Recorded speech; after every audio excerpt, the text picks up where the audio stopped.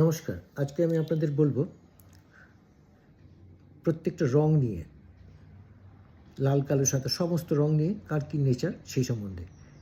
যেটা যদি ভালো লাগে আপনি লাইক করবেন, শেয়ার করবেন এবং চ্যানেলটাকে সাবস্ক্রাইব করে দেবেন। বেল আইকনটাও টিপে দেবেন যাতে পরবর্তী ভিডিও পান। এবার লাল রং সম্বন্ধে বলছি। লাল রং হচ্ছে স্পষ্ট শক্তি, স্পষ্ট বক্তা, বিপ্লব ভাব, সর্বক্ষেত্রে দুঃসাহসিক কাজকর্ম ভালোবাসে, মিষ্টি কথা দিয়ে কাজ আদায় করে। যারা বেগুনি রং পছন্দ করে তারা স্বার্থপর হয়, ব্যবসায়, চাকরি ও শিল্পে উন্নতি করে। যারা নীল রং, চাপা স্বভাব, সিক্রেটস মেনটেন করে, ওল্ড আইটেমে মোহ থাকে, ধর্মের গোড়ামি থাকে, আর বিবাদে ঝগড়াঝাটিতে উদাসীন থাকে। সবুজ রং, এরা খুব নম্র স্বভাব হয়, আর কাউকে আঘাত দিতে চায় না, বিশ্বাস করে, জানার কৌতূহল, প্রেমে ঠকে বেশি। হলুদ রং, ডিপ ইন্টেলেক্টেরা, লিডারশিপ প্রবণতা থাকে, শিক্ষা ও মানের জগতে এরা খুব ভালো হয়, প্রশংসা প্রিয় হয়।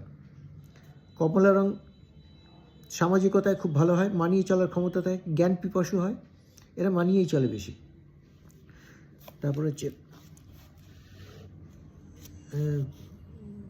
কালো রং, টু টাইপসের হয়, বাইরের দিকে ভালো আবার ভেতরে খারাপ, এটা দুরকম হয়, ভোগের জন্য হয়। বিদ্যার থেকে এরা বুদ্ধিকে প্রাধান্য বেশি দেয়, এরা গোয়েন্দা উকিল হয়। এরা সাদা রং, রঙিন কল্পনা করে, এরা পেশায় সাহিত্যে উন্নতি করে। গোলাপি রং, প্রিয়, হাসি খুশি হয়, পরিবর্তনশীল জীবন পছন্দ করে, বুদ্ধিমতী হয়।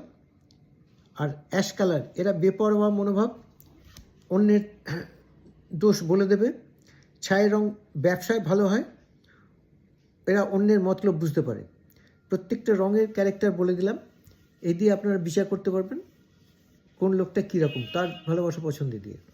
যদি ভিডিওটা ভালো লাগে তো ওটা লাইক করবেন, শেয়ার করবেন এবং চ্যানেলটাকে সাবস্ক্রাইব করে দেবেন, বেল আইকনটা টিপে দেবেন। আর এরকম পরবর্তী ভিডিওর জন্য অপেক্ষা করুন, আবার দেবো। নমস্কার।